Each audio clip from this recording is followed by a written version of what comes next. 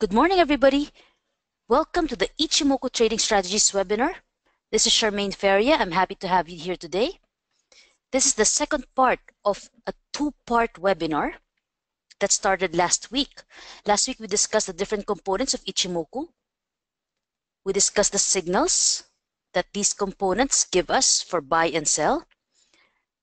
This week, we will be talking about Ichimoku and multi-time frame confluences, divergences, as well as the Fibonacci ratio. So let's do a review session of what happened last week. Ichimoku is a one-glance equilibrium chart because it lets users determine the medium-term and short-term bias of a position instantly. It shows the momentum, the sentiment, and the strength of the trend. Ichimoku is an effective tool for trending markets, whether the global stock market, forex market, commodities market, practically for any kind of trade. This is the Euro FX USD chart showing a trending market. This chart shows that the currency pair is bullish on the 4-hour time frame. The trend changes swiftly from an uptrend, where all Ichimoku elements are above the Kumo, to a downtrend, where Ichimoku elements are below the Kumo. And then there was a signal of change in trend or bias, and then the sentiment changed from bearish to bullish, and then we have a new uptrend once again. So it is easy to find the impending shift in bias using Kumo twists. As you know, Kumo twists happen 26 periods ahead of any impending change in price. Therefore, Ichimoku practitioners like us are warned of this change ahead of time so we could prepare for this. In an uptrend, once price drops below the Kumo, you have a Kumo breakout to the downside. This break below the Kumo is a strong sell signal because it is a signal of a changing bias from bullish to bearish. So in a downtrend, once price goes above the Kumo, you have a Kumo breakout to the upside, and this tells us a change in bias from bearish to bullish. Ichimoku is an effective tool for use in trending markets because signals are very clear.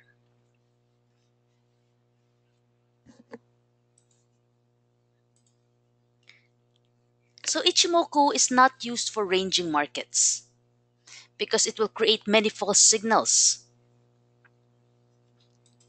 So I'd like to show you how Ichimoku cannot be used in trending markets. So this is again another forex chart. The USD CAD currency pair shows some sideways movements within its chart. So here are areas where the currency traded within a range.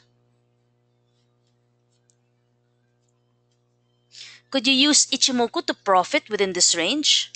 Could you use Ichimoku signals as a way to enter and exit the market? The answer is no. Ichimoku is not effective for use in ranging markets. You would find that the Ichimoku elements within these ranges are frequently changing. For example, in trading range 1,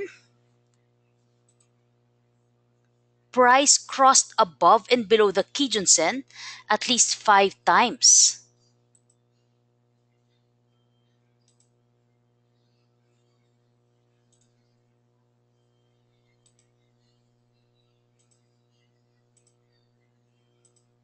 What did we say about the Kijun-sen crossover signal? If price crosses above the Kijun-sen, from below, it is bullish.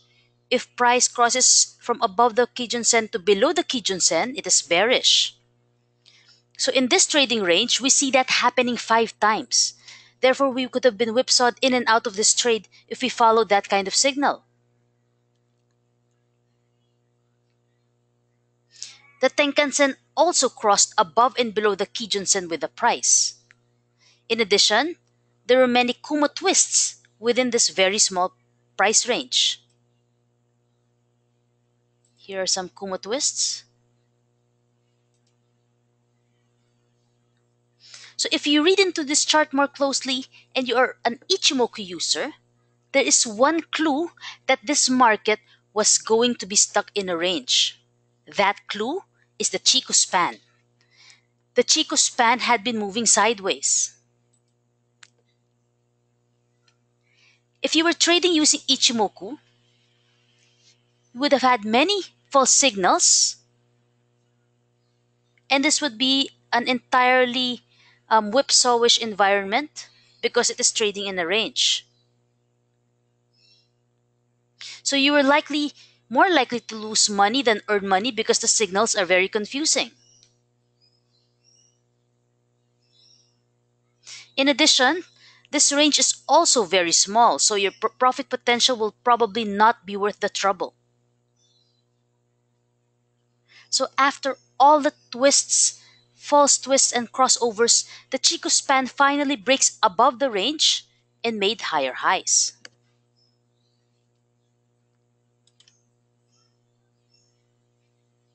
So this is the confirmation of a breakout and a new incoming uptrend. This uptrend is where we could apply Ichimoku trading strategies. As long as price is above the Kijun-sen, the uptrend is intact and the trend is bullish. But once we get into a range, avoid using Ichimoku as a trading strategy.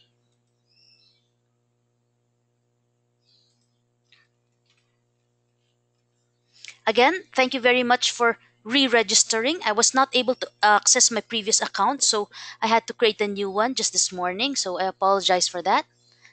Nonetheless, if you missed the first few minutes of this presentation, they're all recorded and I will send you the copy. Now let's review the 6 components of Ichimoku. The Tenkan-sen is the pink line. It is also known as the conversion line or the turning line. It tells you the short-term bias of the market. So if price is above the Tenkan-sen, it is bullish and has strong momentum. If price is below the Tenkan-sen, the short-term bias is bearish.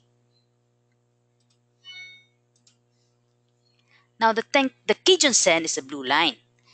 It is also known as the reference line or the standard line or the baseline. The most important function of the Kijun-sen is as a measure of medium-term equilibrium. This means that if prices are too high, it will tend to return back to the Kijun-sen to restore equilibrium. If prices are too low, it will have to bounce back to restore equilibrium as well.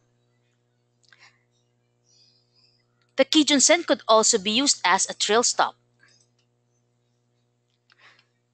So if the price breaks below the Kijun-sen, it is bearish and one must cut their losses or take profits.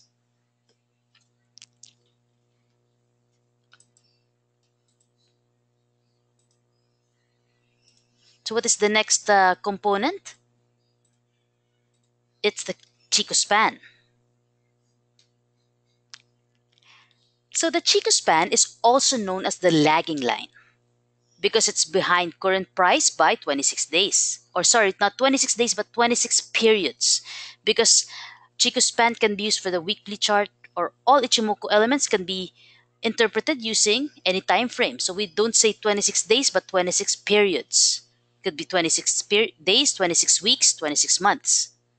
So we count from today's candlesticks, 26 periods back. That's where we find the Chico span. So Chico span provides the range of support and resistances. Now the Senkou span A is also known as the leading or the preceding line 1. It is the average of the Tenkan-sen and Kijun-sen for the past 26 periods, but it is plotted 26 periods ahead. Senkou span B is also known as the leading line 2. It is the average of the Tenkan-sen and Kijun-sen for the past 52 periods, but it is also plotted 26 periods forward. The Kumo is the shaded area between Senkou A and B. The Kumo or the cloud is the foundation of the Ichimoku charting system. So a Senko span cross happens when the Senko span A and B cross or change positions. This is what you call a Kumo twist. So what signals do these components provide? This is the chart for VLL. The Ichimoku components all made bullish crossovers. First, you have the bullish Tenkan-sen crossover above the Kijun-sen. Second, you have the Chikou span crossover above the price. Third, you have the Kijun cross. The fourth, you have the Kumo breakout. And fifth, we have the Kumo twist.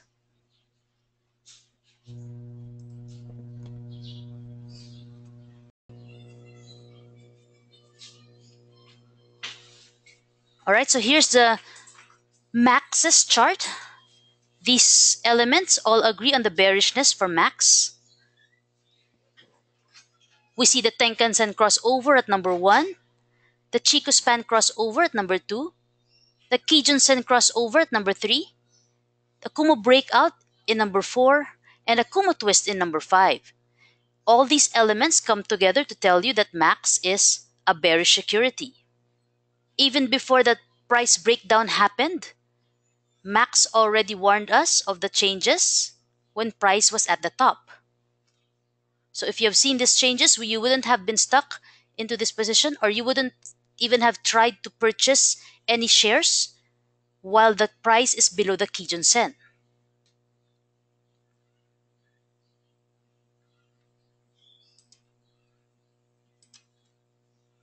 Now let's look at all these components and how they warned us of the bullish breakout for IMI.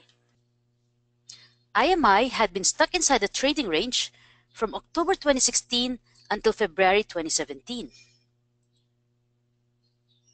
The Chikou span was inside the price range for 5 months. The prices were below a very thick Kumo, showing strong resistance. It was bearish because the Senko B was above the Senko A. Now, a long bullish candlestick appeared in number 1. 26 periods ahead, we find that there was a Kumo twist. At this candlestick, price broke above the Tenkan-sen and Kijun-sen at the same time.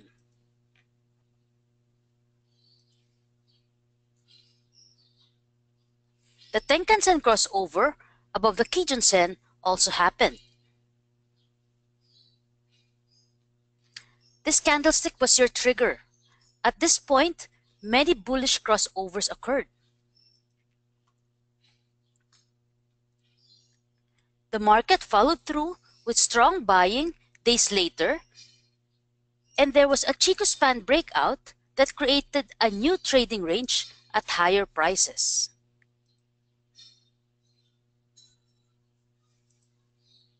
Prices were supported by the Kijun-sen line, and the medium-term sentiment was bullish.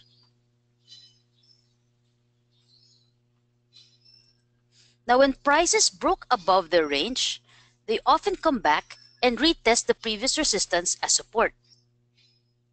In the same way, Chikou span creates the boundaries for the trade by also retesting its previous resistance as new support.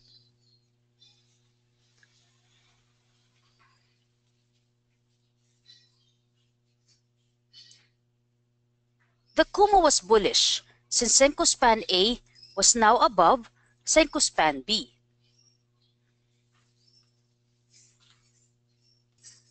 Price broke above the range once again, and the Chikou span made another surge up and broke above its previous range. IMI had already established that it is on an uptrend.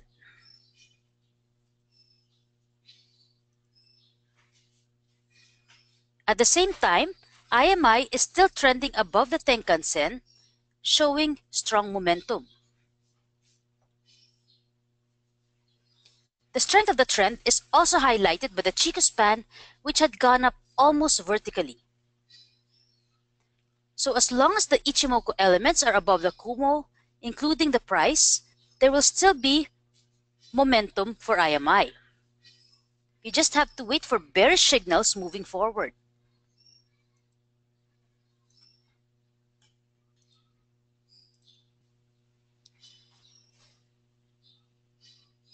What are these bearish signals?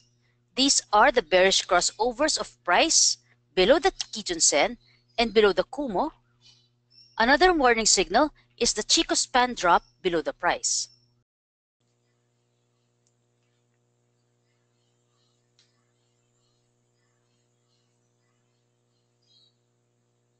Alright, so let's proceed to part 5 of this lesson.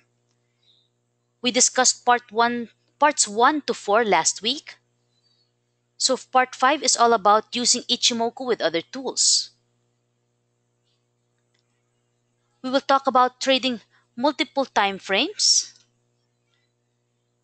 using Ichimoku with technical indicators to find divergences, using Ichimoku with the Fibonacci ratio, and then provide some trade examples.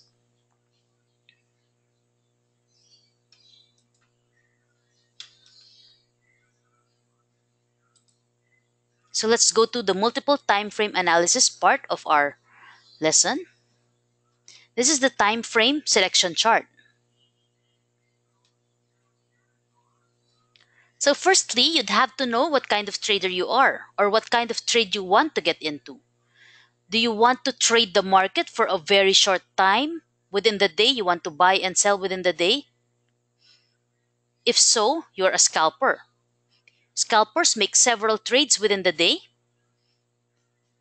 Trades sometimes last for 10 to 15 minutes or 5 to 10 minutes. These are very fast trades on very volatile stocks. You want to take advantage of small movements, small, for example, 2 to 3 fluctuation movements. You're in and out within a few minutes or a few seconds. If that is your trading style, then you are a scalper. Your chart time frame would be 1 minute. So set your chart to a 1 minute time frame, but you must confirm your bias with a 30-minute chart. What does this mean? You enter and exit your trades using the 1 minute chart, but before you even think about getting into that trade, you have to make sure that the security is bullish in the 30-minute chart. So we're only talking about bullish charts here because we are not able to short the Philippine stock market. So let's focus on bullish biases. If a chart is bullish on the 30-minute time frame, so set your time frame to 30 minutes. Do you see that all the elements are above the Kumo? Are all elements above the Kumo? Is price above the Kijun Sen? Is there a Tenkan Sen crossover above the Kijun Sen? Is the Chico span above price? If so, then you have a bullish chart. So you have the 30-minute chart telling you that you're bullish, and so we use the 1 minute time frame to enter and exit the trade. So I'd like to show you an example. I would like to show you an example of scalping using the 30-minute and 1 minute time frames. We use the 30-minute time frame to confirm our bias, but we use our chart time frame of 1 minute to determine the entry and exit levels. So on June 20, LSU was bearish because the price closed below the Kumo. However, on June 22, price crossed above the Tenkan Sen and Kijun Sen, and the Tenkan Sen crossed above the Kijun Sen as well, and then it made a bullish breakout above the Kumo. Price consolidated in this area, and then it made a strong breakout above the Kijun Sen and Tenkan Sen. Now pretend that we're still at the opening of June 22. We go to the 1 minute chart to find our entry and exit. Where is 9:30 a.m. of June 22?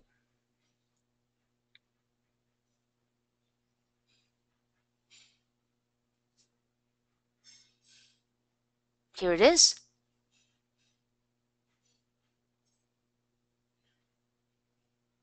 All right. The first trade happened at 10:59 a.m. on June 22 for LSE. At that time, price moved from 97 to 98 cents. And then the minute later, no, it's not actually a minute later because it's a very illiquid security. A few trades later, and at 1:38 p.m., price broke above the Kumo at 99 cents or 1 peso. The breakout point was above 99 cents. So this would have been a buy signal for scalpers because price broke above the Kumo. It made a strong move upward. And then it consolidated within this range for the next few minutes. At the closing, price dropped below the Kumo. This closing for June 22 was at 109. So scalpers might have already sold when price broke below this Kijun-sen line at 120 on June 22. However, the next day, price was able to break above the Kumo once again, and scalpers would have been able to enter. So you can use the 1-minute chart to determine entry and exit levels, but keep in mind that you're only a scalper. You don't care what happens to the price tomorrow. You only care what happens to the price today. So you take your cues from signals in the minutes charts. Now, if you're into the trade using the 10-minute chart, you confirm the bias with a 4-hour or to 2-hour chart. So if you're in it, you're a very short-term trader, but you're not a scalper. A very short-term trader trades using the hourly chart. Now, the bias is confirmed with the hourly chart, but your buy and sell signals are produced using the 5 or 10-minute chart. So let's look at another example. So I would like to show you how we can use the 4-hour chart along with the 5 to 10-minute chart in a very short-term trade. In SSI, we find that in the 4-hour chart, price is bullish because it is above the Ichimoku elements. However, the Chico span had started to move sideways. Therefore, prices might consolidate sideways from here on. Now you find that price is making higher lows and lower highs. Now let's look into the 5 to 10-minute chart to find out what our good entry or exit point is for SSI. So here's the 5-minute chart. We find that SSI is also consolidating sideways. In fact, prices have already gone inside the Kumo, but it was able to close yesterday above the Kumo. It is still trying to avoid consolidation. However, both the Tenkan-sen and the Kijun-sen have already dropped inside the Kumo, which is a neutral bearish signal because both are not able to stay above the Kumo. However, it had not dropped below the Kumo, therefore it still has a chance to go back up. Notice as well that the Kumo already started to make a twist. This is a bearish Kumo twist. So the sentiment might change from bullish to bearish. However, you find that prices tried to break below the Kumo 3 times, but it was able to stay above that. So for SSI, prices might continue to move sideways within a triangle pattern.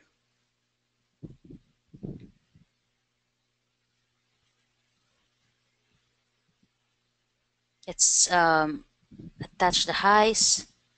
Let's connect the highs and the lows. We find that it's inside a triangle pattern. This is a consolidation pattern. Since it happens at the top and we find a Kuma twist, this might just have a bearish bias at the end of the triangle.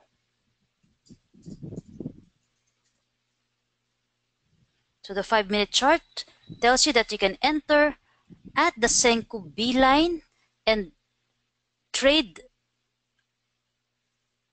and sell at the top of the Senkou A and sell at the Senkou A line. However, you must cut your losses if price breaks below that Senkou B line at 340.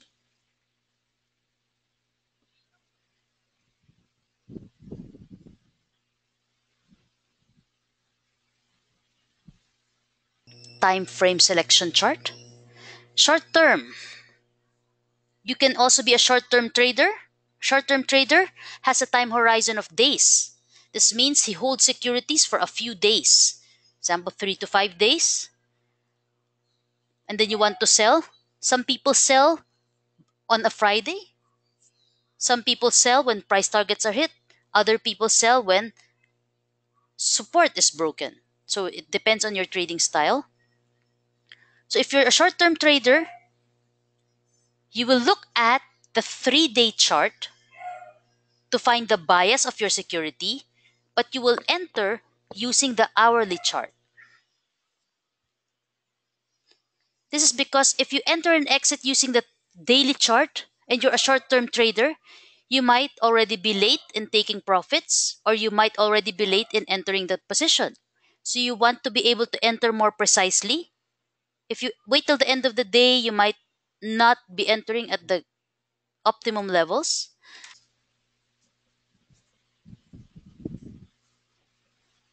Look, now let's look into another trade for short term. Our bias will be confirmed in the 3-day chart. So we set the chart to 3 days. We find that MRP is bullish in the 3-day chart because it is still above all Ichimoku elements. Price was able to stay above the Tenkan-sen last week. However, the Chikou span started to consolidate within a range. Therefore, we might see some sort of sideways consolidation for MRP. Chikou span was not able to break above its previous high.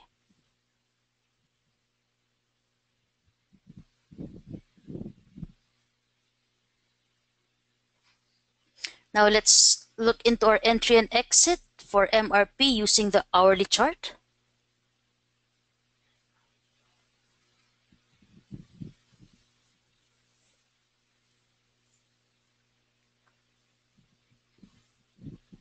On the 3-day time frame, we find that price is inside a rectangle or a box pattern. You might be able to trade this range as long as price is able to stay above the Kijun-sen line, then we could trade the range. This would be your immediate support line is the Tenkan-sen line at 938. And then your Kijun-sen line near 8 pesos. You see that it made a double bottom pattern near 840. If it price breaks below that, your next support is at near 780 to 8 pesos. Now let's look into the hourly chart to find our entry and exit. This is the hourly chart. What do we find here? Price broke below the Kumo in the hourly chart. However, it was able to rebound strongly. There was the sell. This was the sell signal that brought about the huge sell-off in the hourly chart.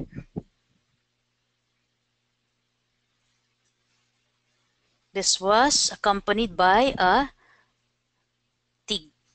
TK-sen crossover, a Kijun-sen crossover, a bearish breakout below the Kumo.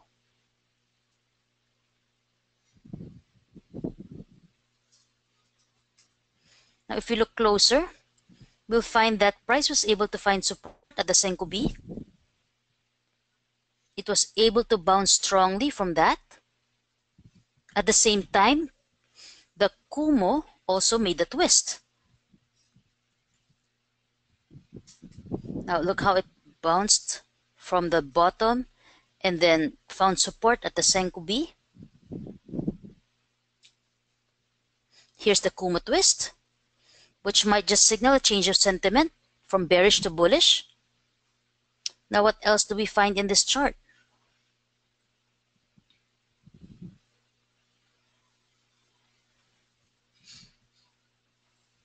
You might be able to trade the range, because if you look at the Chico span,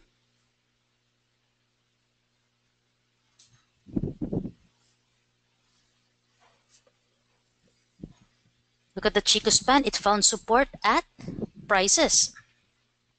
If Chico span is able to bounce above those price bars, then we might see a range trade opportunity back to 10 pesos.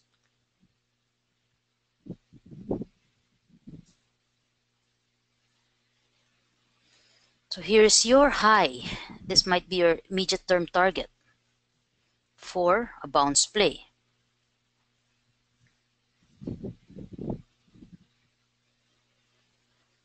So this is your high. This could be your short-term target for your bounce play. And currently it's forming a triangle pattern. Looks like an ascending triangle pattern. This is a bullish pattern if it does materialize. As long as we know that we have to cut our losses below 938, then this would be a simple bounce trade.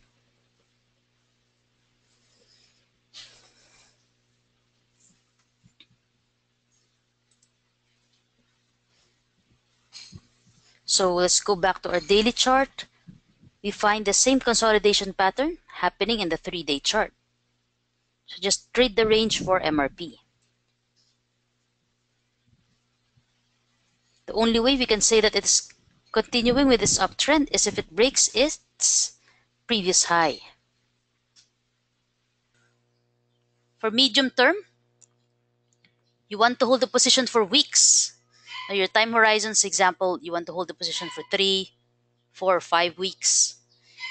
You use the daily time frame for entry and exit, but you confirm the bias using the 1-month chart. Now for swing trading, now this is a higher time frame. If you want to hold the position for months, you look at the 6-month chart for verification of the direction, but you go to the weekly chart for entry and exit.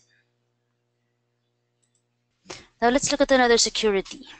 We have AGI.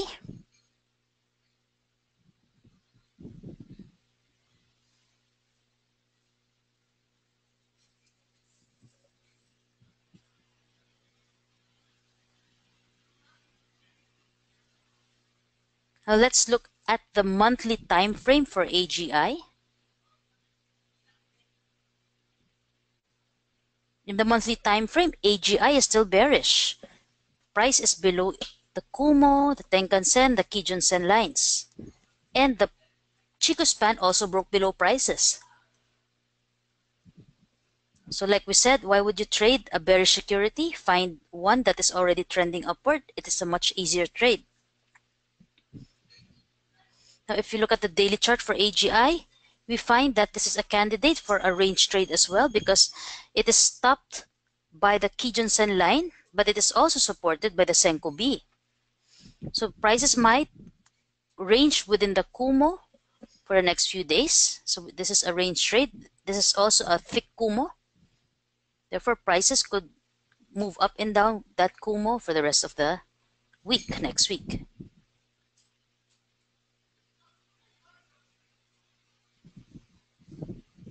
Here's your trading range. We are not sure yet what will happen to our Kumo because the Senko A and B are closing in. We're not sure whether it will twist or it will resume on its bullish position. Now, let's look at another security for swing trading. For swing trading, we use the 6-month chart to find the bias, whether it's bullish or bearish. So for EW, we find that it is bullish. Now let's look into the chart of PNX. PNX 1-month chart shows that it is bullish. Our swing trading candidate is SMPH. This is the 6-month chart. For swing trading, you find the bias in the 6-month chart. We find that SMPH is bullish because it is above the Tenkan and Kijun Sen. That green line at the bottom is indeed the Kumo. And the Chico span is also pointing strongly upward. Now we look into the weekly chart to find our entry and exit for SMPH. The weekly chart is also bullish, but how do we find our entry point? Our Kijun Sen is, or our Tenkan Sen is at 32 levels. Our Kijun Sen is at 31. So if we're going to enter the trade, we enter within that range, 31 and 32. Here is our buy range. We know that SMPH is trending above that. If price manages to break below 31, our next support is at 28, which is the Senko A area, Senko A. So at least you know the risks. You have to determine whether your cut loss point is at the Kumo top or the Kijun Sen or the Tenkan Sen line. But as long as SMPH is able to stay above all three, it is still bullish and it's still trending upward. So your entry point is 31 to 32, cut loss below 31, and then wait at 28 for the next pickup level. Because SMPH is still bullish on a longer time frame.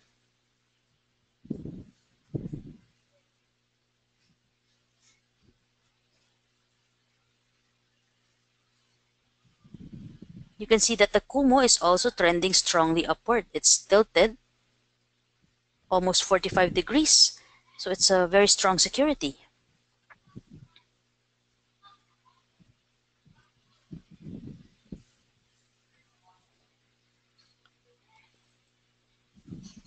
So after 28, your next support line is at 26.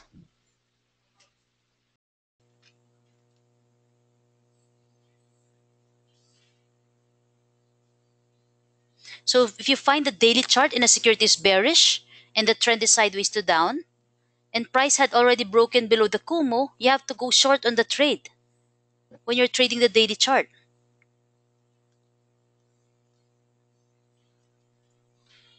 So look at this chart.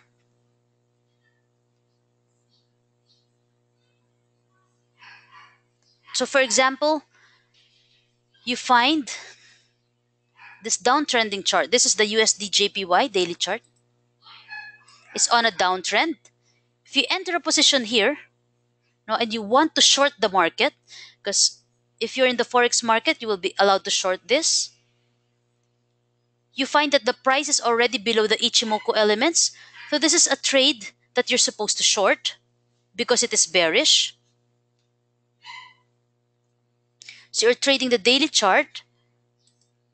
Your stop loss would be that Kijun Sen line right above your buy point.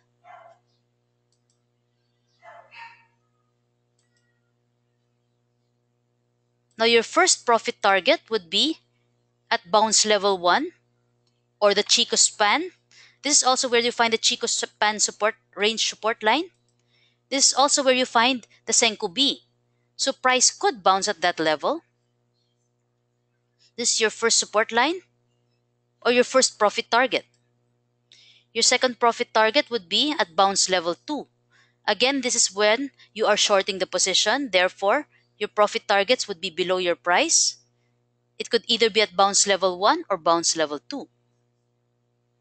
Because if you look at the left, you'll find the Senko span Bs at the same level as the Chico span.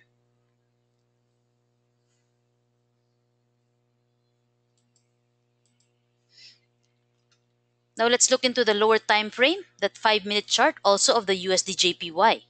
For the same day, you find that on the 5-minute chart, the trend is the complete opposite. It is upward. However, the trend on the daily chart is downward.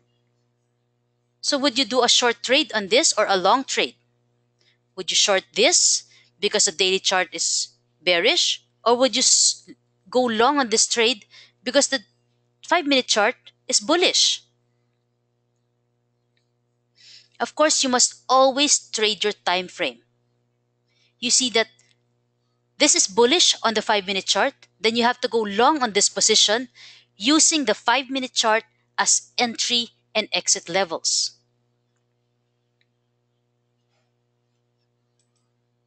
You see that price bounced off the Kumo here.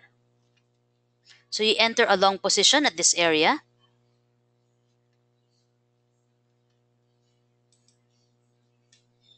And this is your stop loss level. This is the bottom Kumo.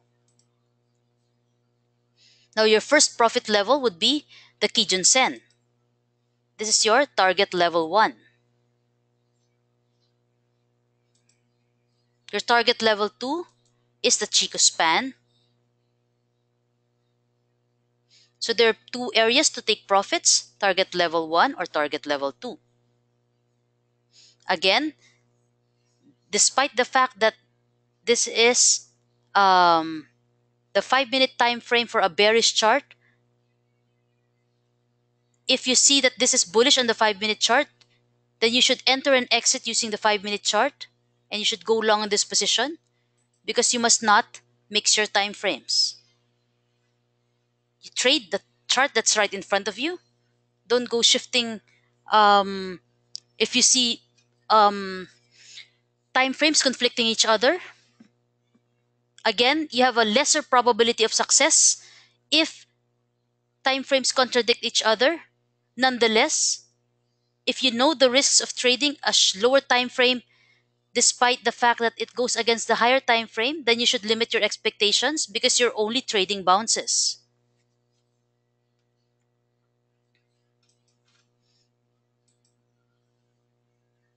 Now this was the daily chart. This was the downtrend. And these encircled areas are the bounce points in the 5-minute chart.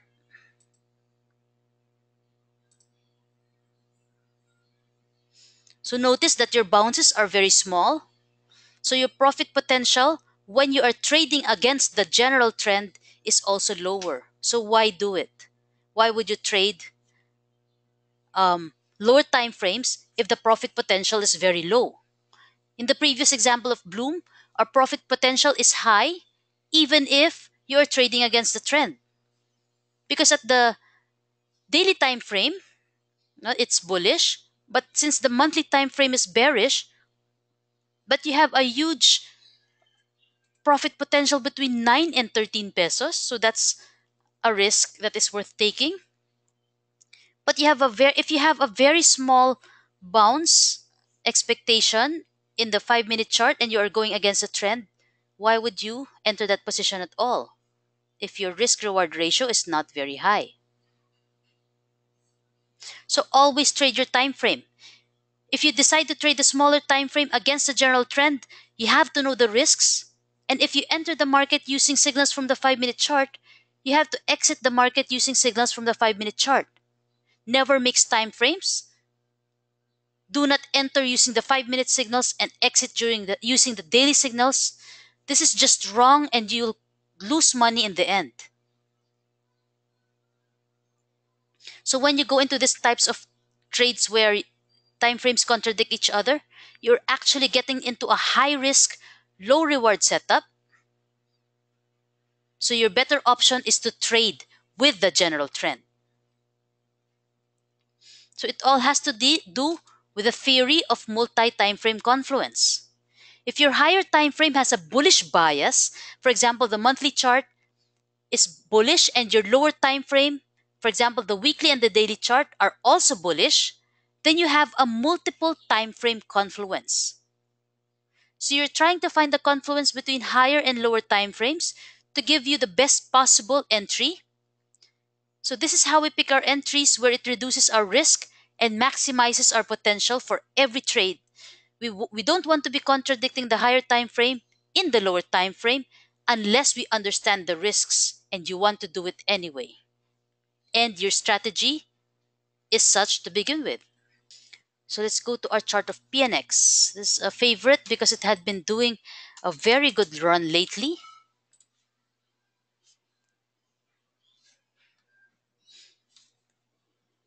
Now, for example, you want to hold PNX for 3 weeks as a position trade. No, so this is the daily chart. You see that it's bullish. You look at the 3-month, the monthly trade, the monthly chart for the bias, which you see that it is also bullish. So a confluence of time frames between the daily, weekly, and monthly time frame is an ideal situation. Let's go to the weekly. It's bullish as well. All time frames are bullish. Now to find the entry, you go to the daily chart.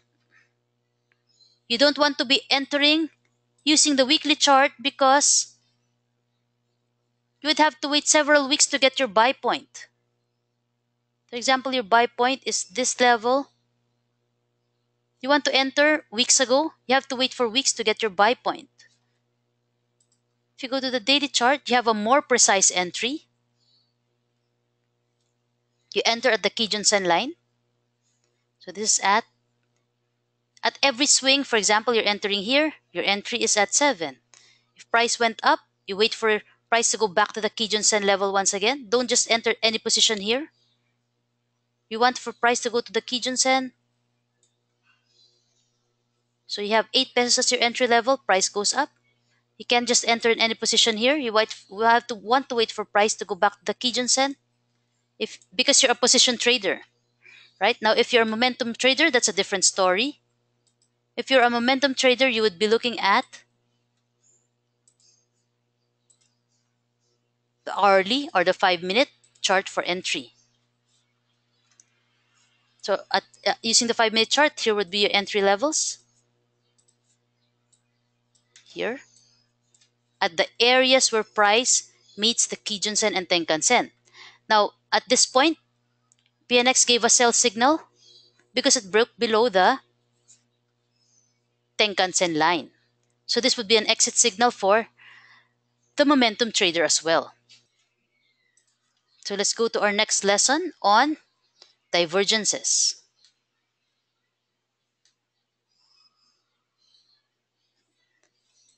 For this lesson, we will use the ultimate oscillator with Ichimoku.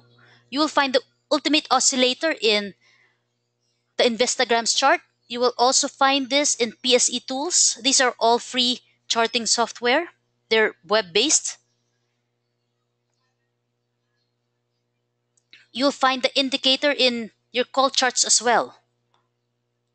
Now, while you may use other indicators like RSI or stochastics, you're free to do so, but I use the ultimate oscillator for some reasons.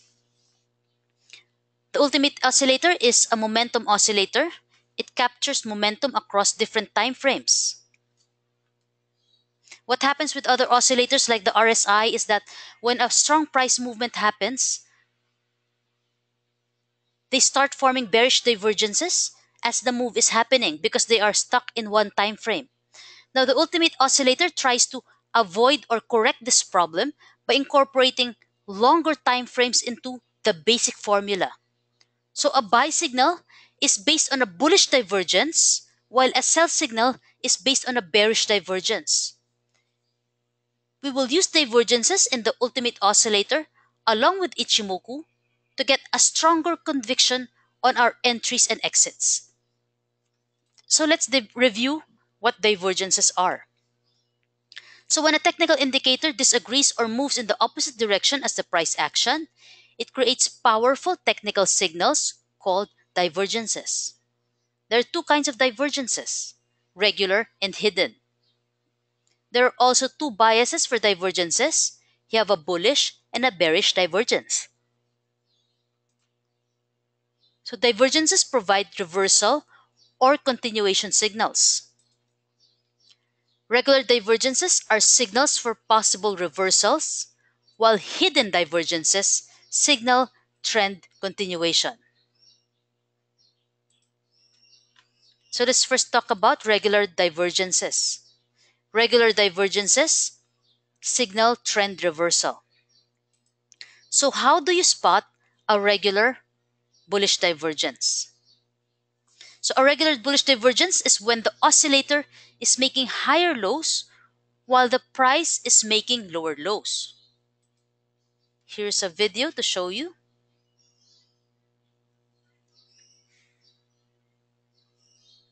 If the reversal brought about by the bullish divergence is confirmed by Ichimoku signals on the chart, then we can place a buy order on the position. So in this chart, we see that price is making lower lows and the indicator is making higher lows. So in the end, price will tend to reverse from downtrend to uptrend. Price trends down while the oscillator trends up. So we have to wait for Ichimoku signals to confirm the signal given by the divergences. I'll show you how we could use bullish divergences in this Ichimoku chart of EDC. So EDC had been on a downtrend for 1 month until December 2016. The downtrend was signaled by a Kumo twist in November 2016. This was a bearish Kumo twist. Now, all Ichimoku elements are below the Kumo. Price had been trending below the Kijun Sen, and that served as the resistance. There have been attempts for EDC to break above this Kijun Sen line, but these attempts failed. This was the first attempt. It tried to cross above the Kijun Sen line, but it failed to do so. It formed a double top. If you look at the candlestick, it tried to break the Kumo line twice at the same price level, so it was a double top. Double top is bearish, so the result was a break to the downside. Now, there's a second attempt to break the Kijun Sen line.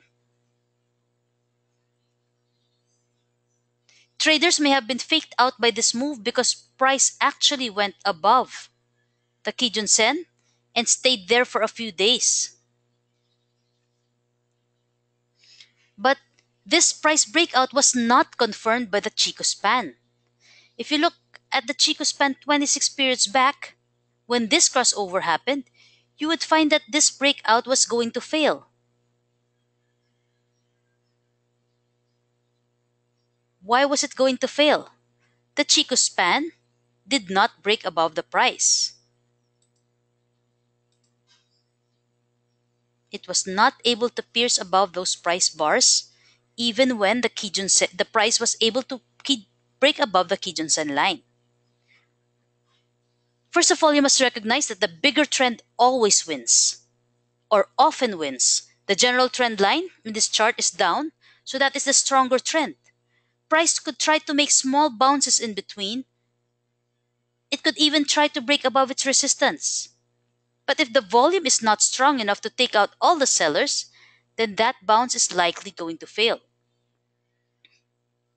The bigger trend often wins because it is the stronger trend. No, so apart from the Chico span not being able to get above prices, there was also no bullish Kumo twist ahead. At this point, if you count 26 periods forward from the time from number 2, when the price tried to break above the Kijun Sen, there was no Kumo twist at that area. The Kumo was still red, and it was a thick Kumo, signaling sideways movement. So we just assume, as an Ichimoku practitioner, that this market will continue to go down. So how did we spot the reversal? We spotted it using the divergence.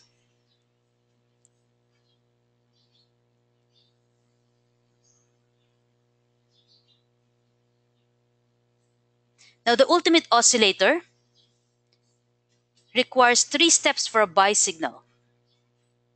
First, there is a bullish divergence between the ultimate oscillator and the price. So you can see the price had been making lower lows and the ultimate oscillator had been making higher lows. So we find a bullish divergence. Second, the low of the bullish divergence should be below 30. Look at the low of the bullish divergence in this chart. It's below 30. That black line marks the 30 level. This is to ensure that prices are at least oversold or is at an extreme condition. So the ultimate oscillator has to be below 30 to ensure oversold conditions. Third, the oscillator rises above the previous low. Now this is the high of the bullish divergence. It should be higher than the previous low, and the ultimate oscillator must make higher lows.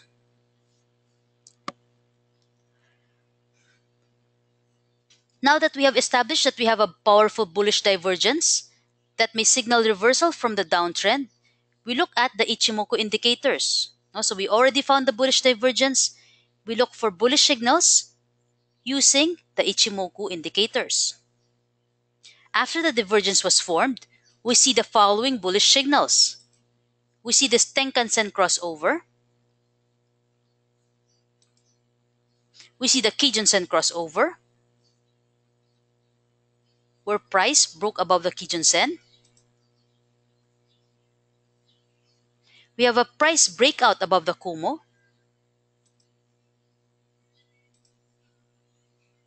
We have the Chikou span crossover above the Kumo. Finally, we also have a Kumo twist that signaled the change in sentiment from bearish to bullish. This Kumo twist happens 26 periods ahead. So even before those price bars formed, after the divergence, we would already see this Kumo twist ahead of time. From then, EDC started to reverse and price trended from a low of 489 to a high of 612. It hit a strong resistance and is consolidating at this area.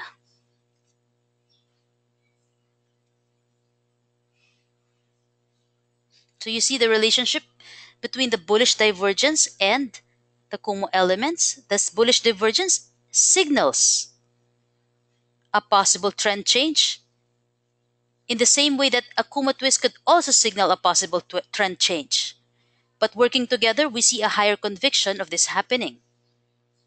So it's all about increasing the probabilities of the crossover of a reversal happening.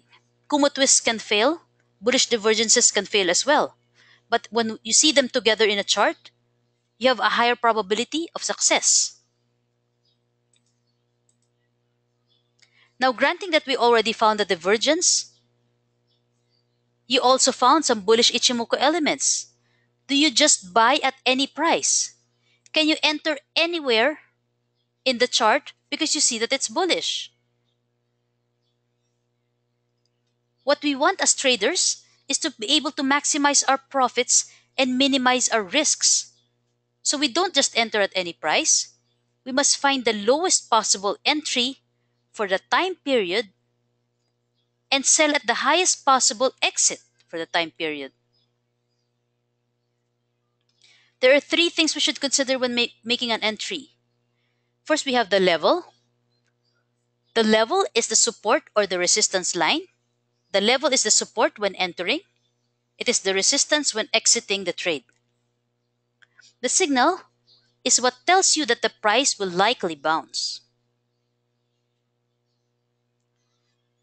The signal tells you that it's about to enter the market. For example, if you see a reversal candlestick testing the support level and you find many candlesticks doing that same thing many times and bouncing off that same support level, it tells you that the support holds and you could see a bounce from that point because that level had been rejected many times. So you have a signal that the price will likely bounce. The trigger is what confirms your bias. For example, after price retests support several times, it bounces and then creates a bullish engulfing candlestick or a long green candlestick that breaks above the previous range, then you have a trigger to buy.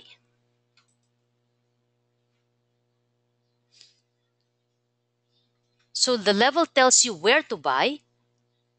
The signal tells you, so the level is sort of like um, the entry, the signal. The level tells you where to buy. The signal tells you when you're about to buy. The trigger tells you to actually make that buy or to actually buy that position.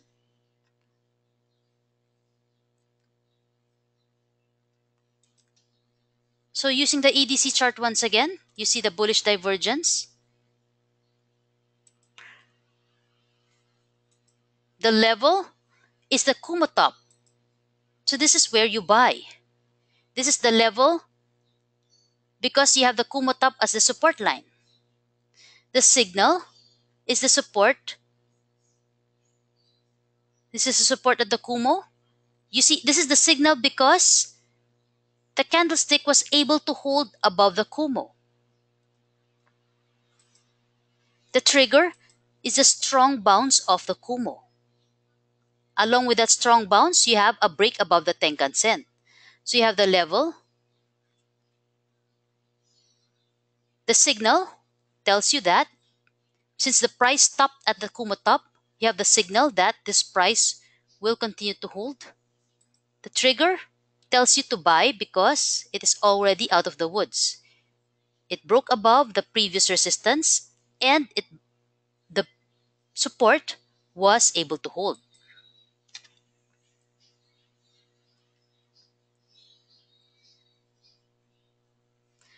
Now let's talk about bearish divergences. This is the opposite of bullish divergences. When price trends up while the oscillator trends down, we have a bearish divergence. So a regular bearish divergence tells you that the market is about to reverse from uptrend to downtrend. So in this video, we see that the price is making higher highs while the indicator is making lower lows. This tells, the indicator is making lower highs. So price is making higher highs, indicator is making lower highs. Therefore, we have a regular bearish divergence.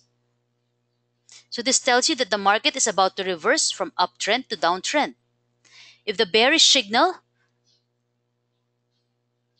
is confirmed, or the bearish divergence is confirmed by Ichimoku signals on the chart, then we can place a sell order on the position.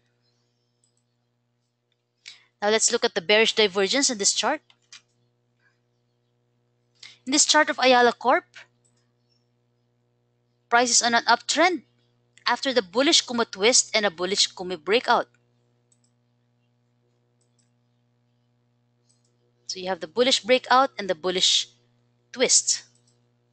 Price had been on an uptrend for Ayala Corporation, and the Kijun-sen served as its support line during its uptrend.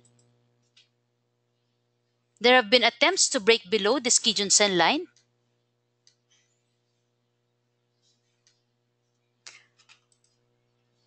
However, these attempts failed. We see strong reversals from the Kumo and from the Kijun-sen line. So the Kumo and the Kijun-sen line served as supports, and we see strong bounces off those levels. We see two attempts. At this first attempt, we have the bullish engulfing candlestick. At the second attempt, we see a double bottom candlestick. And both resulted in strong bounces afterwards. Now in attempt number 3, price was not able to bounce back. Price tried to break below the Kijun-sen and succeeded. This was a bearish signal. If you look at where the Chico span was 26 periods back, when this crossover happened, you would also get a bearish confirmation because the Chico span broke below prices as well. Now we need a probability booster.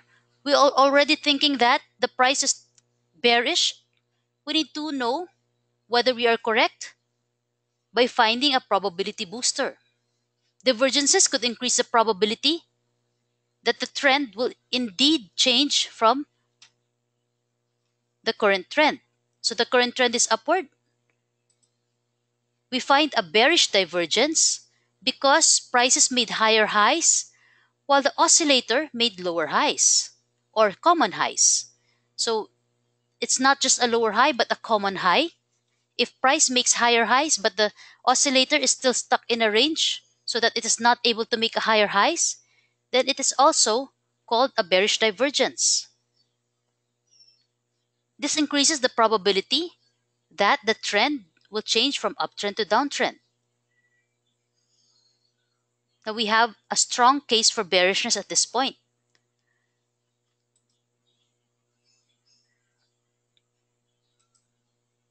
Now we see that the ultimate oscillator is also above 70. So there are three steps to a sell signal. Three steps to a sell signal. First, we have a bearish divergence that forms between the oscillator and the price. This means that price is making higher highs while the ultimate oscillator forms a lower high. So that shows that the momentum is weaker. The bearish divergence tells you that the momentum of the move is weaker. Second condition for a sell signal is that the high of the bearish divergence is already above 70. This makes sure that prices are somewhat overbought and at extreme conditions. In our chart, the oscillator is already too high. The third condition is that the oscillator falls below the low of the bearish divergence. So this confirms the reversal because the RSI started making lower highs.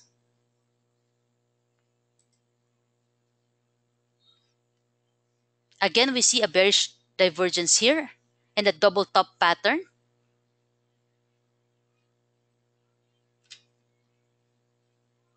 Aside from the Chico span, there is also a bearish Kumo twist in the future here. There was a Tenkan Sen and Kijun Sen crossover right here.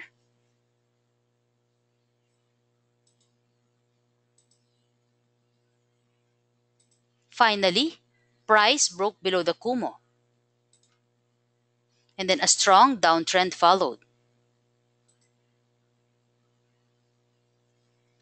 So we see that bearish divergence working with the Ichimoku elements. There's a strong possibility of a drop because we see not only the bearish divergence, but also all the other Ichimoku elements telling you bearish scenario ahead.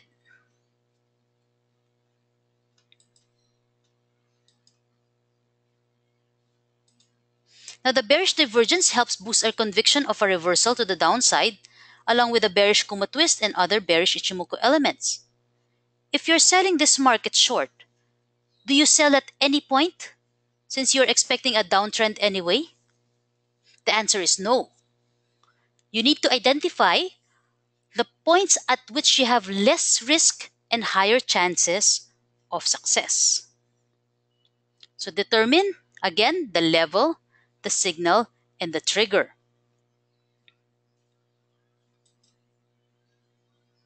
So you see the bearish divergence right here. What are the levels, the signal, and the trigger? The level is the resistance level at the Kijun Sen. This is the best level to sell because it is below the Kumo, and therefore price is already bearish. It is also the level which will act as resistance to any bounce. The signal is a set of bearish candlesticks that failed to break the Kijun-sen to the upside.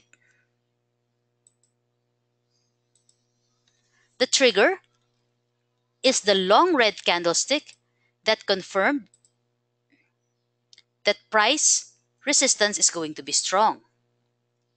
So if you were shorting this market, you could hold on to your position until you find a reversal signal.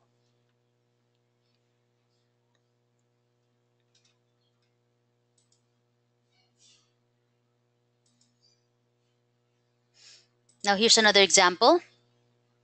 We have the New Zealand dollar yen, the NZD-YEN currency pair, where first we find a bullish divergence that signals a reversal. This is a regular bullish divergence. Then there was a Kumo breakout.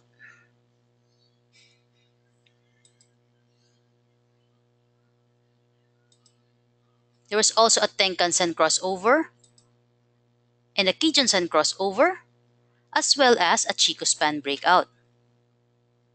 Prices started to trend upward.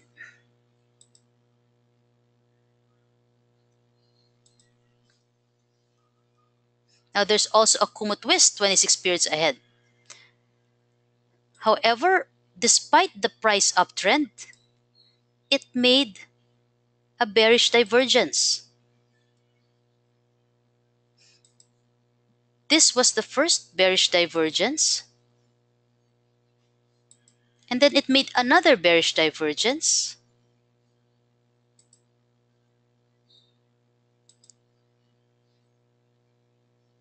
This is what you call a multiple bearish divergence, when you have several bearish divergences happening in a chart.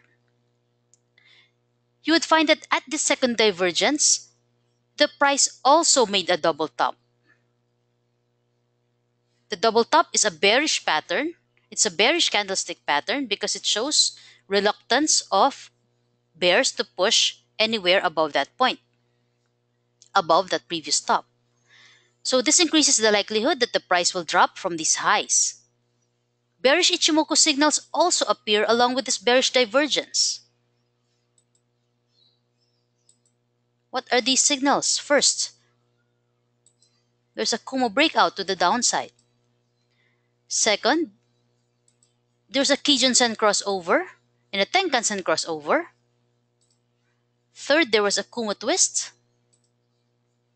Fourth, Chikou span broke below price. So, with the divergence as a probability booster, we will be able to assess with high certainty that the direction of the market will be downward. Right, so we've already discussed bullish regular divergences. We talked about regular bullish and regular bearish divergences. Let's talk about hidden divergences. Hidden divergences signal the continuation of a trend.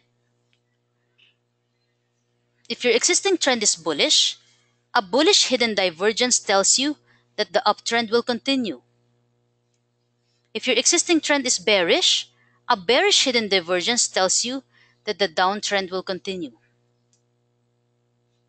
These hidden divergences happen at correction or consolidation points within the uptrend or the downtrend. So hidden divergences are the trend follower's best friend. Hidden divergences tell you continuation of a trend. So it happens when price is making a higher low, but the oscillator is making a lower low. Here's an example. This is price. It's making a higher low. The oscillator is making a lower low. This is a hidden bullish divergence. Hidden divergences help boost the probability that the trend will continue. If the hidden divergence happens at a support or turning point, then we have a level. If this level is confirmed by a number of candlesticks bouncing off the same support area, then we have a signal. If we find a bullish candlestick at the bounce point from support, or some bullish crossovers occurring at that area, then we have a trigger. So I'd like to illustrate this using the globe chart.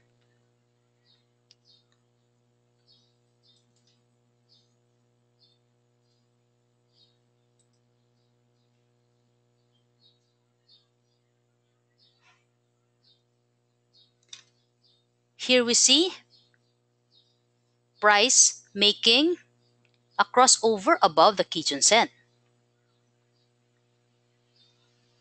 The Tenkan-sen also moved the crossover above the Kijun-sen.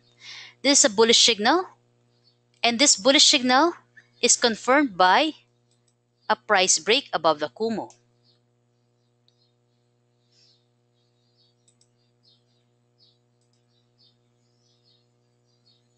There's also a Chico span crossover and a bullish Kumo twist.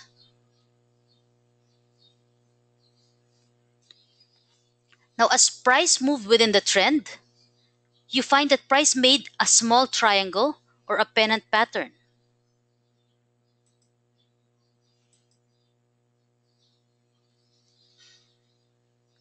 You would like to add to your current position or enter a new one at the proper levels. You want to enter at the best possible price.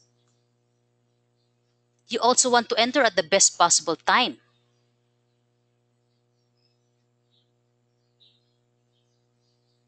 So these are two things that a trader holds valuable: price and time. You do not want to buy into a position only to end up waiting for weeks for it to move. You also do not want to buy at prices where you will end up cutting huge losses because you did not enter at the proper level. But how do we enter?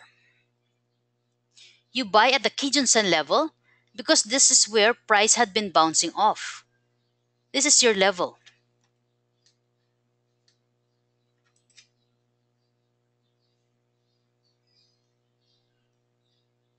Now, price bounces off the same support line twice and then makes a doji. We also find a bullish hidden divergence at that area because you have lower lows in the oscillator and higher lows in the price. Your signal is the doji. It was a rejection at the support area. The doji shows indecision.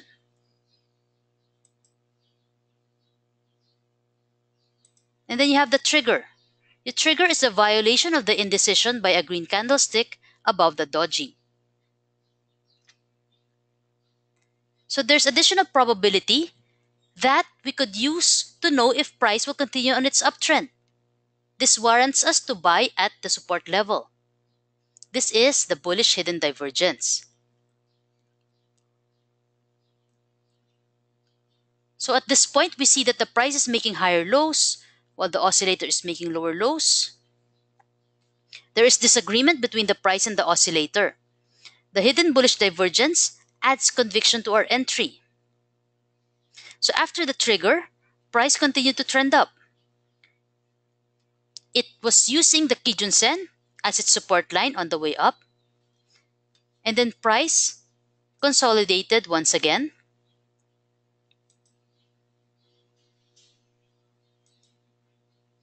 We find another bullish hidden divergence at this area. Now we re-enter or add positions and just continue to hold until we find bearish signals. Now what is a hidden bearish divergence?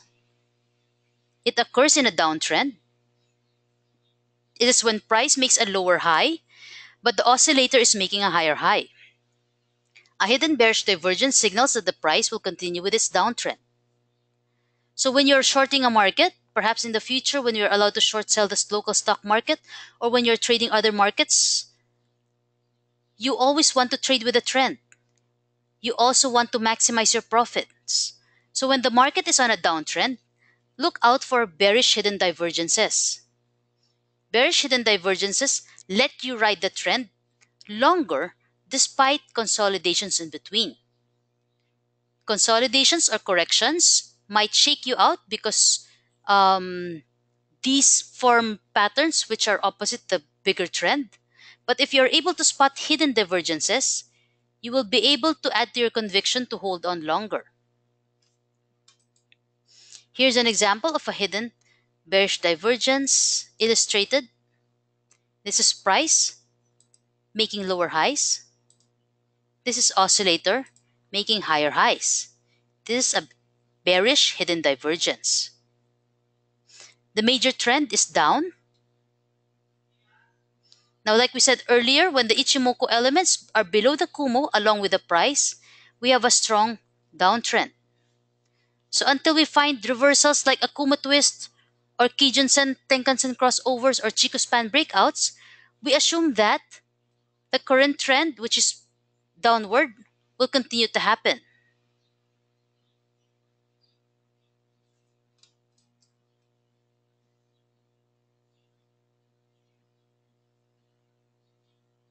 So let's look at some examples.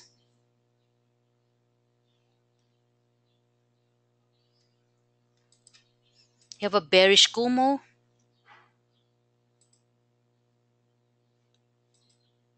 And you see several price ranges making lower highs.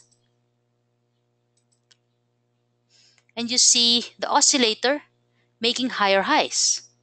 So what we have here are multiple bearish divergences.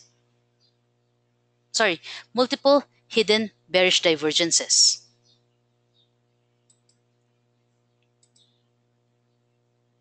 So bearish hidden divergences tell you that the trend will continue to happen.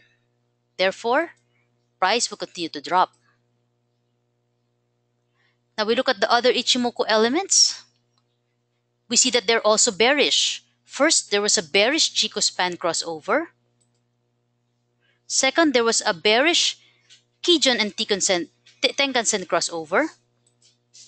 Third, there was a bearish Kumo twist. Fourth, there was a bearish Kumo breakout. Now, what is your level? Your level is the Tenkan-sen resistance zone. So if you're looking to short this trade, you find your level, which is the Tenkan-sen resistance zone. Your signal is the rejection at the resistance. And your trigger is the bearish Kumo break. So these three tell you where to enter your positions if you are shorting this market. Now, at the end of the trend or at the bottom of that trend, after those bearish hidden divergences, you find that price stopped dropping. Price made double bottoms or same lows, while the oscillator made higher lows. So what do you call this? This is a regular bullish divergence. This signals a change in sentiment from bearish to bullish.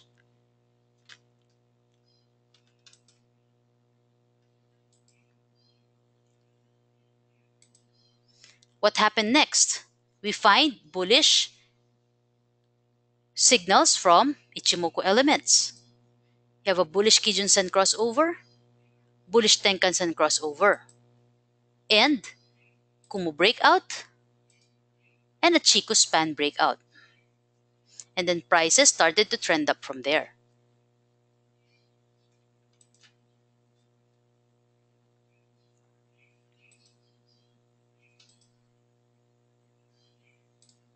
Now let's look at some examples of divergences.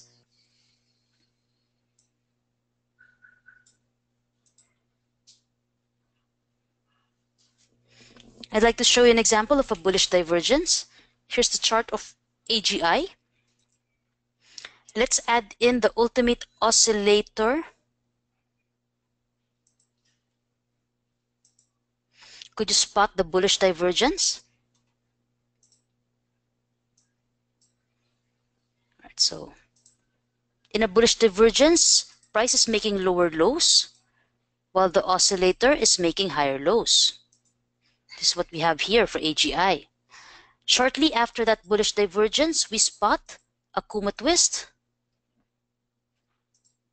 and there's a Tenkan-sen cross above the Kijun-sen right here, and the price broke above the Kijun-sen and the Kumo. It resulted in an uptrend up to 15 pesos from a low of 12. The low was at 12.20.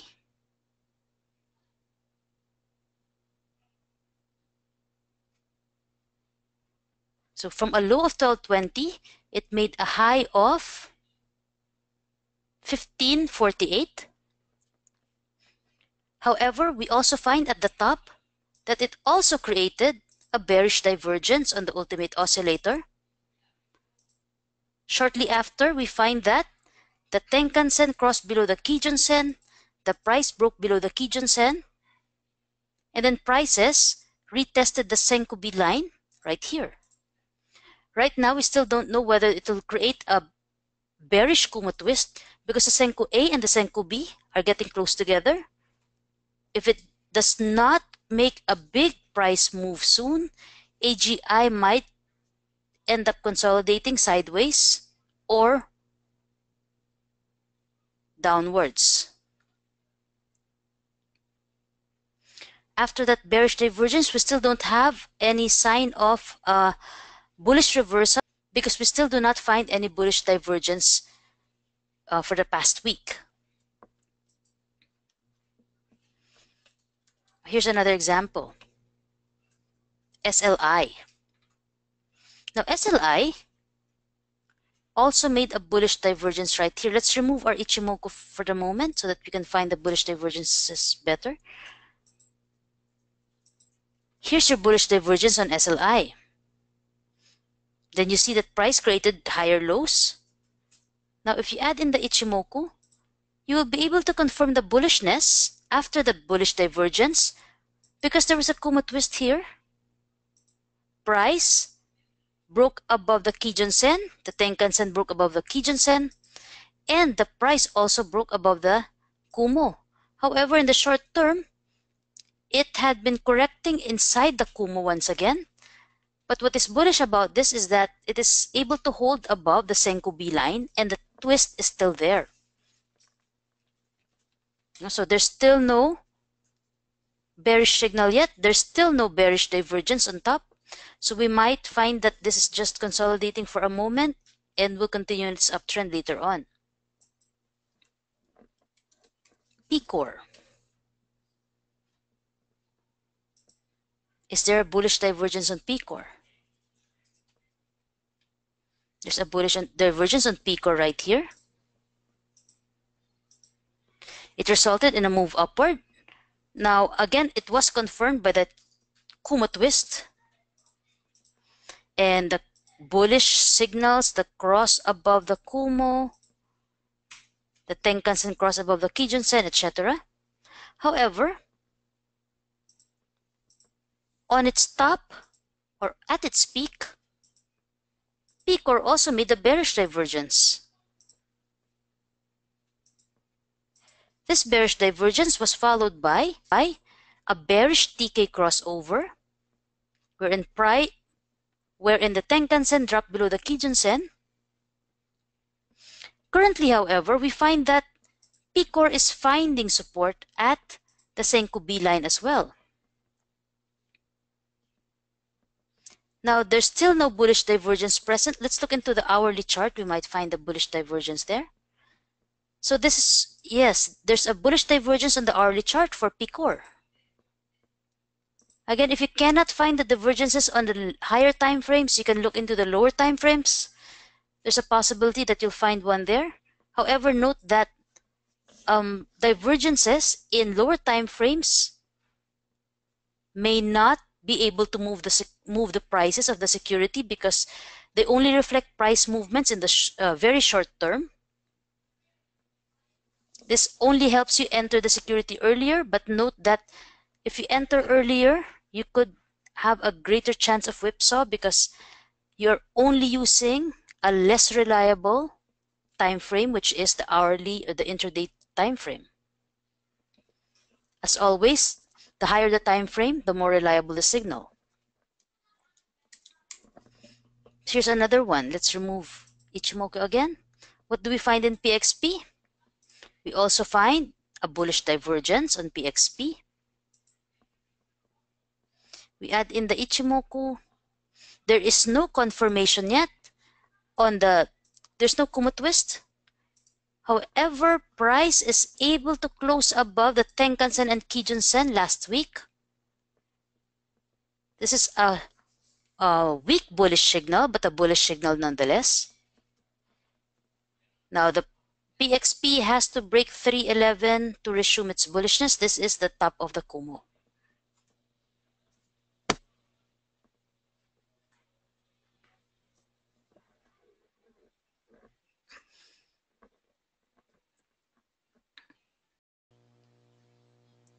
So you could also use the same on the Forex market.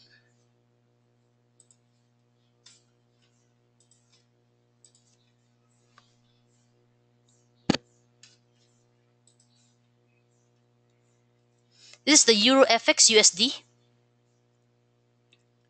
We find multiple bearish divergences that signal reversals of trend from bearish to bullish.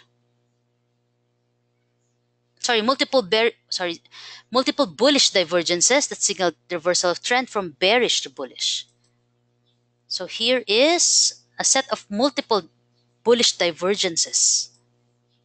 And then we have the crossovers happening and price trending above the Kijun-sen line. If you want to enter the market, you enter at the support zone, which is your level. The support zone is the Kijun-sen line.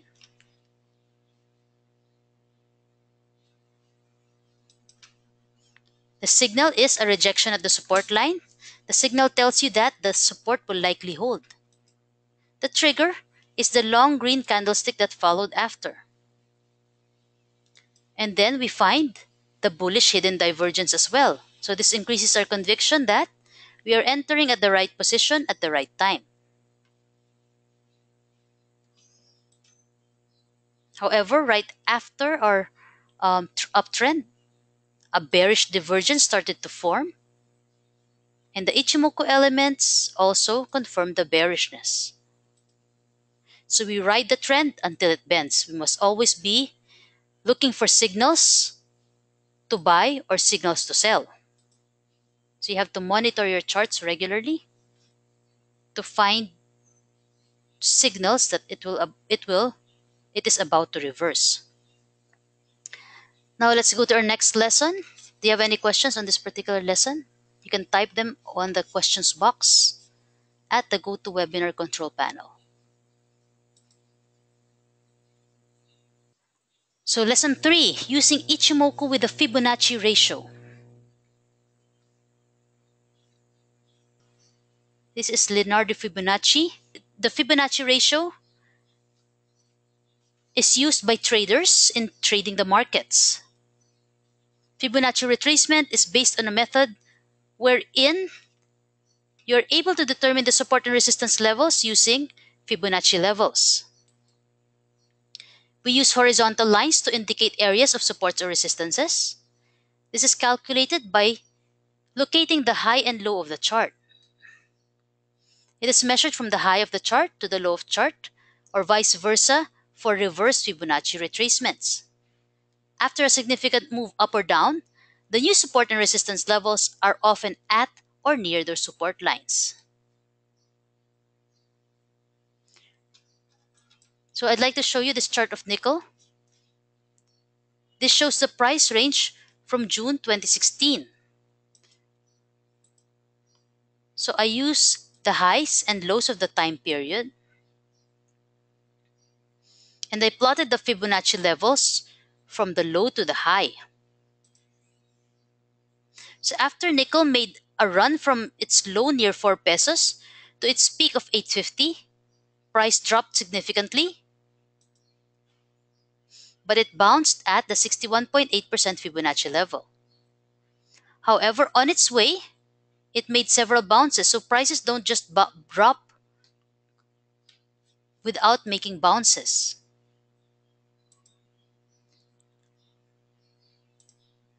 These were the bounces.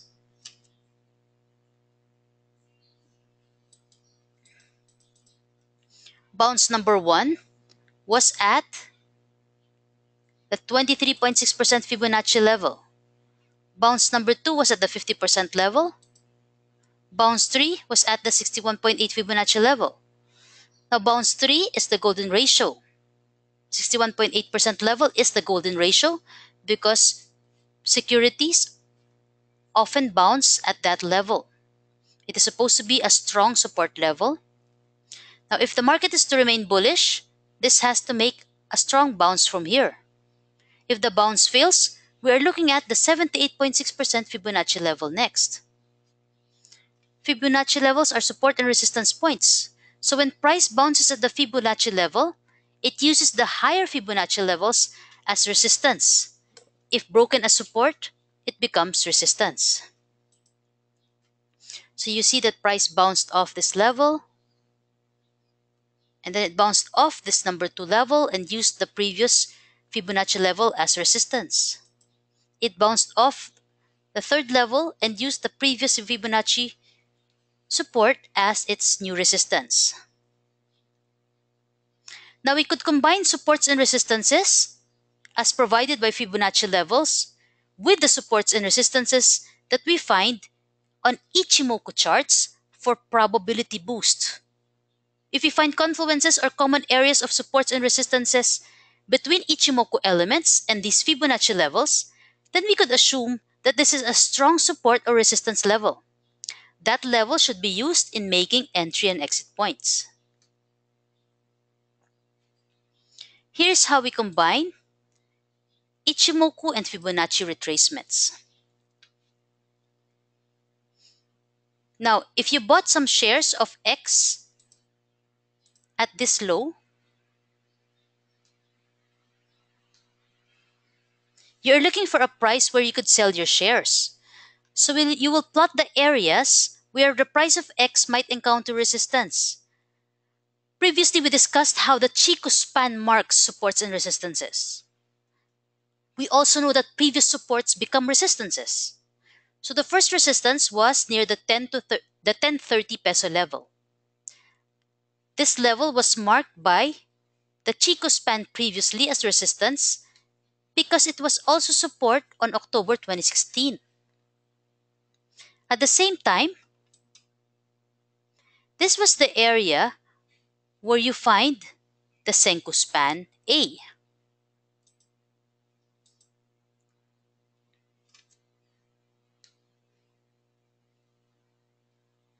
If price breaks above this level, the next resistance is near the 12 peso area. At that area, you will find the Chico span gravitating within that range as well in September 2016. You would also find the Senkou span B at that area. The Senkou span B is a long-term resistance line. Therefore, this is a strong resistance. Now, where is resistance 3? It is at the 1450 area. Again, you would find the Chico span at the left, where it was the support in August 2016. You would also find the Senkou span A at that area. If price breaks above this level, the next resistance is near the 1650 area. This is resistance 4. There was a Chico span range in July 2016. The Senkou span B is also located at that level.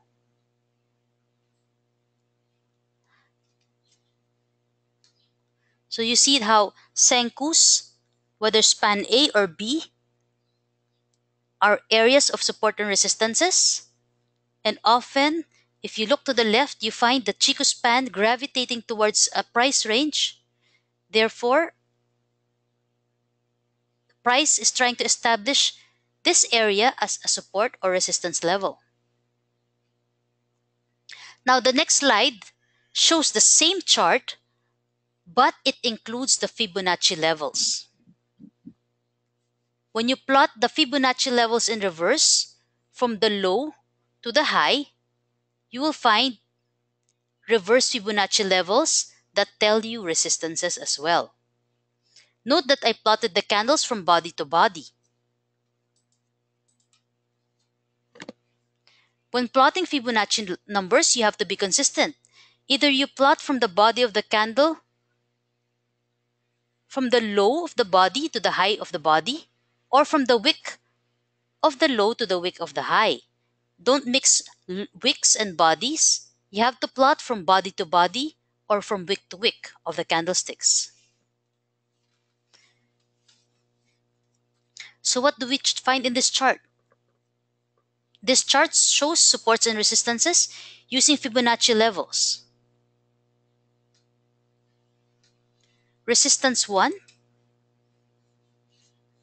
is at the 10 peso area at 10.07. This is 23.6% Fibonacci level. Again, we plotted in reverse because we want to find resistance levels from the low to the high. So we want to know when X bounces, where will we find resistance? Until where will it bounce? Or what are the areas that are going to be hard to break? So remember that we said that supports and resistances are not exact levels, but are areas. Now at resistance 1, we find the 23 Fibo as well as the Senko span A close by. So it is in the same area as a 23 Fibonacci level. This area approximates the resistance level where it is located in the previous chart. So previously, if you look back on the previous chart, you would find that the same resistance level is found at the 23.6% level. Now the resistance 2 in this chart is located at the 38.2% level at 12 pesos. This is also where the Senko span B is located. So this was the resistance in the previous chart.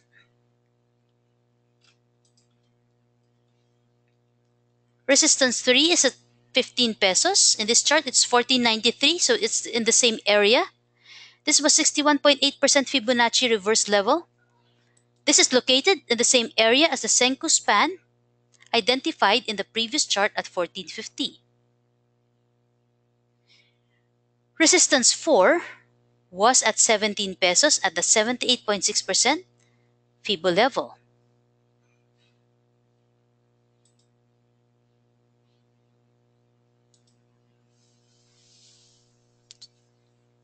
This is resistance 4. Again, this was at the same area as Senko span B at 16.50, where we only used Ichimoku elements to find supports and resistances.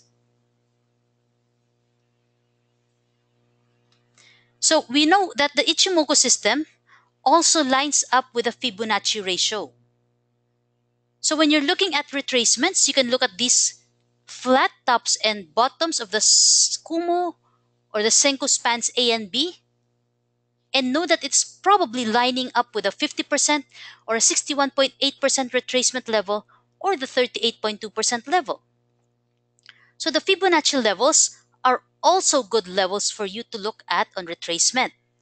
If the Fibonacci level lines up with the Senko spans A or B, then we consider that as good support or resistance levels. So is that clear? I'll show you another example.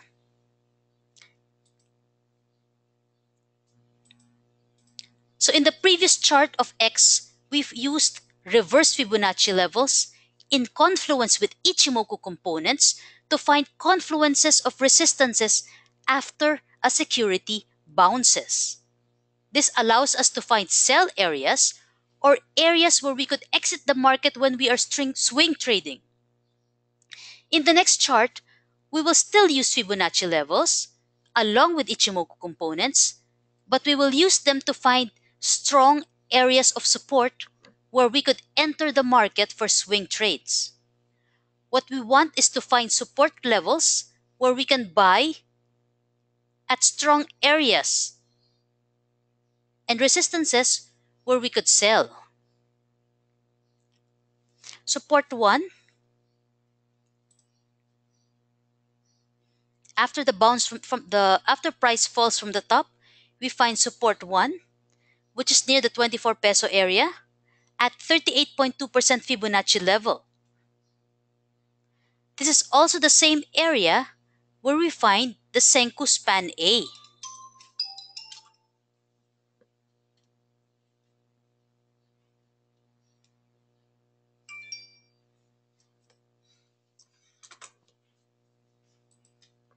So this is our buy area.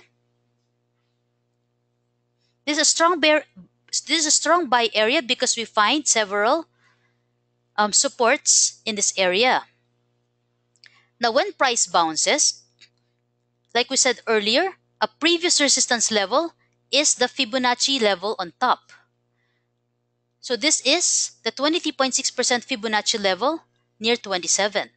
So this is the area where you also find the Senku span B, and is therefore your resistance and an area to sell because it's got confluences of Ichimoku and Fibonacci at that area.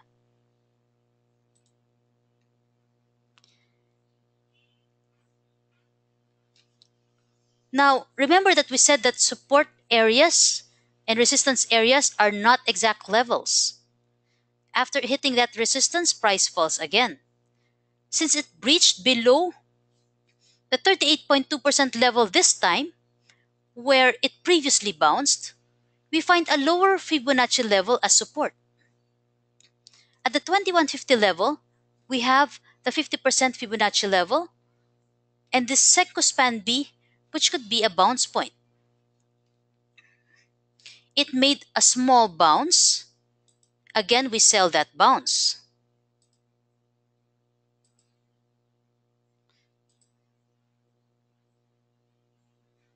Now, price bounce at this level and we sell the bounce at the next Fibonacci level on top. Price bounce at 50 Fibonacci, so we sell at 38.2 at the 38.2% Fibonacci level on top. Again, this is also where we find the Senku span A in confluence with Fibonacci. This is that level.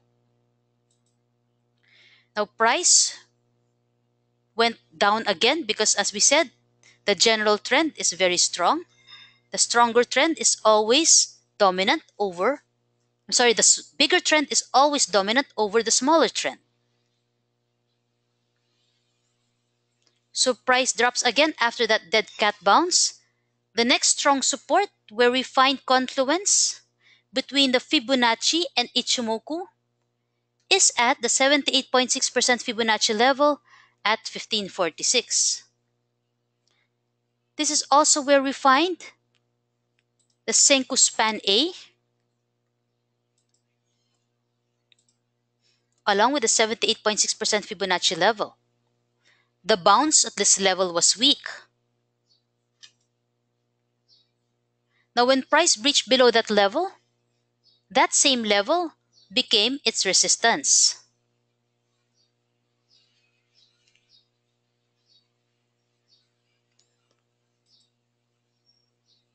So we find in this chart levels of support and resistances as offered by confluences between Ichimoku and Fibonacci.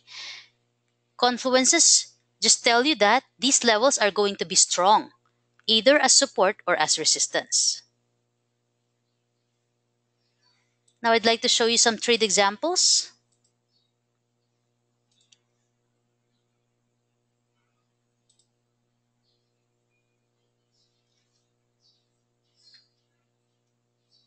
Let's look at the chart of MPI.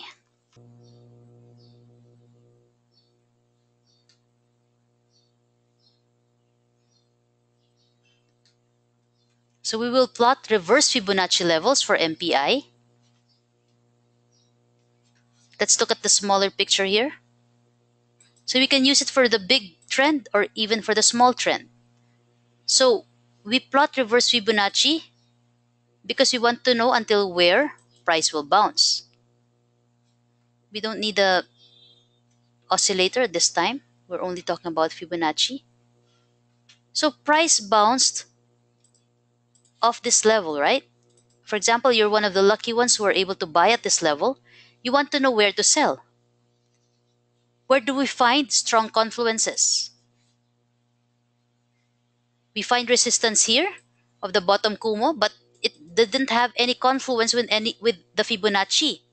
So we assume that this is a level to break, but it would not be as strong as the 650 level, because the 650 level is where you find not only the 50% Fibonacci, the 50% level, but also this red line, which is the Kijun-sen line. Kijun-sen line was here at this level. So price broke above both at the same time, but it was not able to sustain its breakout. Price started falling and oscillating within that area for the next 6 days. So it took 6 days for price to break that area because it was a strong resistance level. At this area, we also find this. This is the Senko span A. Sorry, it was a Senko span B. This one. The bottom of the Kumo was also here. So the Kijun-sen was resistance here. The 50% level was resistance here. And the Senko span B was also at the same area. So this is why prices tried to break above that 5 times before it was successfully able to break above it. In this candlestick here, price finally broke out.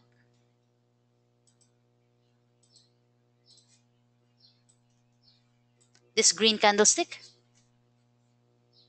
And then prices trended above the Tenkan-sen line.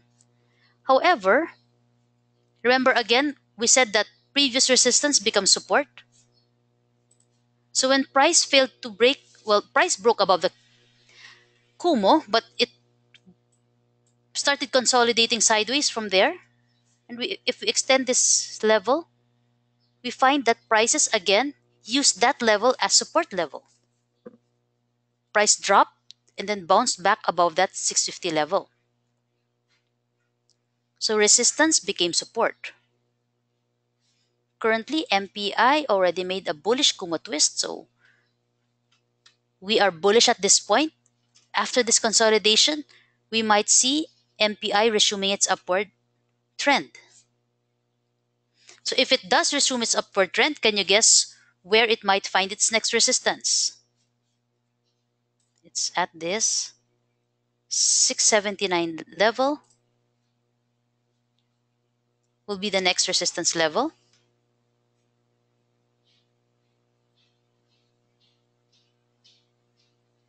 Now let's look at IS. Last week we talked about how to find resistance levels using the monthly chart. Now I'd like to show you once again. I remember I mentioned Fibonacci levels back then, but I said it was a topic for this week. So I'd like to show you again this IS chart using the monthly. We see confluences. Let's remove that Fibonacci first. If after price bounced from this level, this low, we find that price made after price bounced at this level, we found that price found resistance at this area because this is where the Kijun-sen line was. This was the monthly Kijun-sen resistance on the monthly chart. So this was a strong area to break. Apart from that, we also find there's a Fibonacci level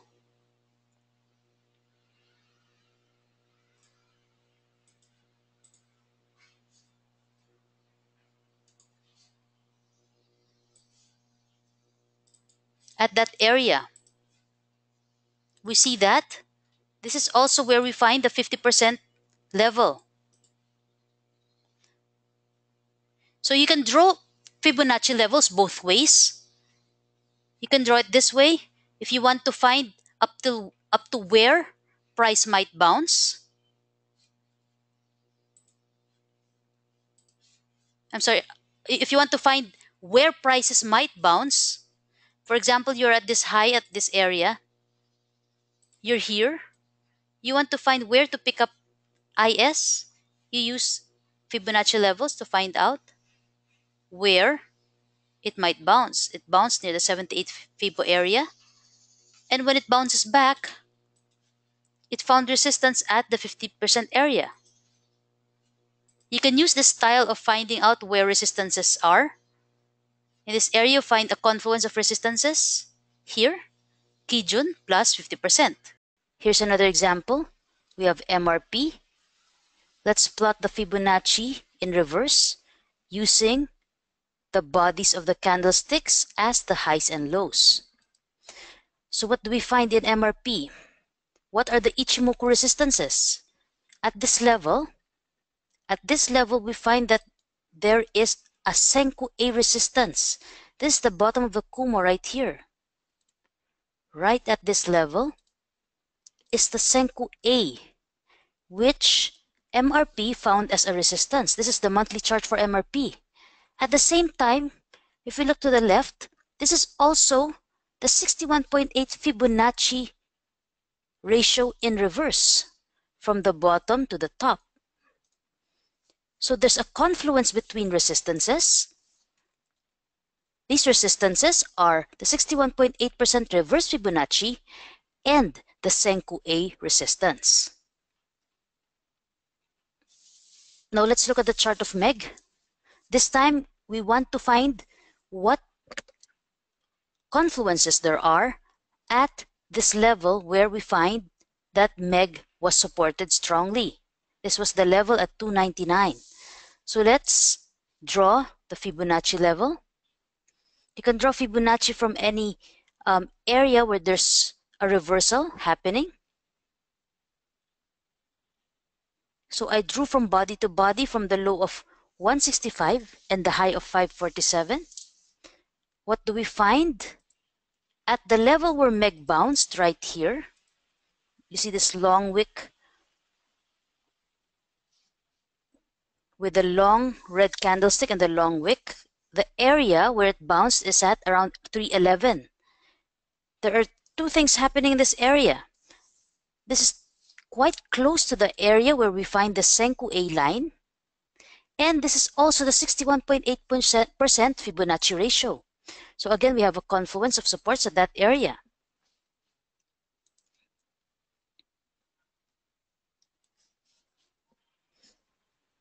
Now let's go to Picor. Recently, Picor bounced off its Kijun-sen support line right here. Now, could there possibly be a Fibonacci ratio that's sitting on that area as well? Let's see. Since I used the wick at the bottom for the Fibonacci, I will also use the wick at the top. It's a matter of being consistent. You either use the body to the body or the wick to the wick when plotting Fibonacci. So again, we find confluences. At the Tenkan-sen level, or this is the Kijun-sen support line, we also find that that is where the 50% Fibonacci level is sitting. So there's a strong support level at 962 because there are two supports at that area. Now let's take a look at brown. Now what do we find in brown? Brown hit resistance at the Senku B line right here. Brown could not get past the Senku B line. This is the top of the Kumo. Could there possibly be another resistance level there that is based on Fibonacci? So again, we draw reverse Fibonacci to see resistance areas. We go from wick to wick. What do we find in that area? We find at that area, you also find the 50% Fibonacci level at 166. And the high for brown was at 171. And prices couldn't close above that level. So it served as a strong resistance as well.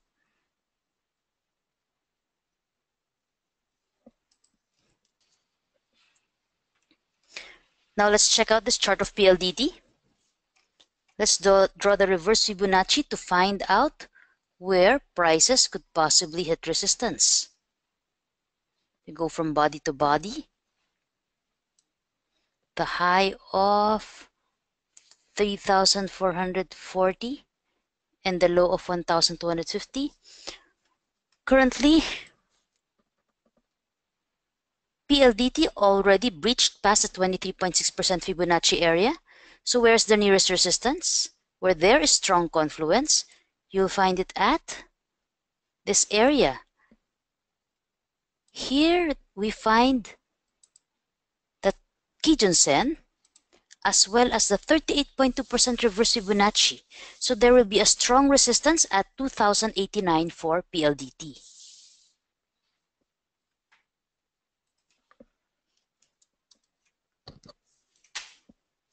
Now let's look at Globe. Look at Globe. It found support at the Senkubi area. Now let's find Fibonacci level again at that area. Is there any?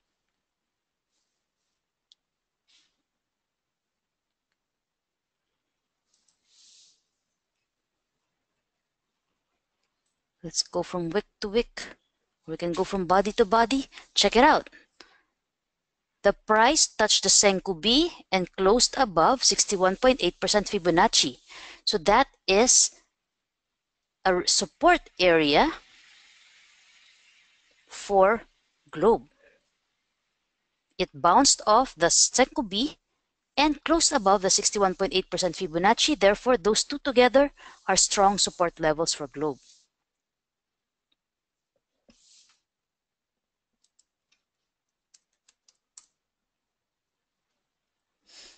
Now, I'd like to show you the strong resistance that is being encountered by BSC.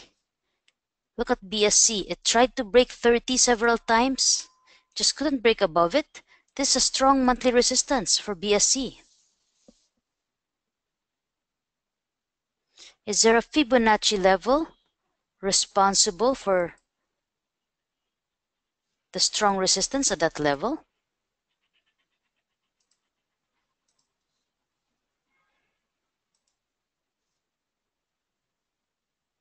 There is. Check it out. At the price of 30, it's 297 to be exact, we find the 50% Fibonacci line. That is also where you find the Tenkan-sen and Kijun-sen resistances at the same time. So this is a really tough area to break. Once broken, BSC will be in for a big move upward. Notice that there's already a Kumo twist right here. But no, again, this is the monthly chart, so it might take time. One thing I like about the structure is that it's showing higher lows on the monthly time frame. It looks like a pennant. 1, 2, 3, 4. There's already 4 candlesticks inside the monthly pennant. We might expect a 5th one.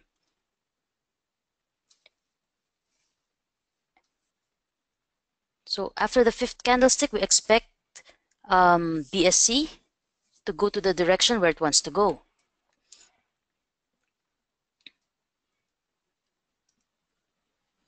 All right, so that's it for our webinar for today. Please do not hesitate to email me for questions or clarifications. We still have a lot of webinars upcoming in bukaka.com. We have webinars every Wednesdays. We have chart reviews on Fridays. So there's a lot of opportunity to learn. So I'd like to see you next Monday on our chat group at Slack. And thank you very much for attending this Ichimoku Trading Strategies webinar. I hope you studied this topic further. There are a lot of resources you can look for. Just Google it. So thank you very much and goodbye.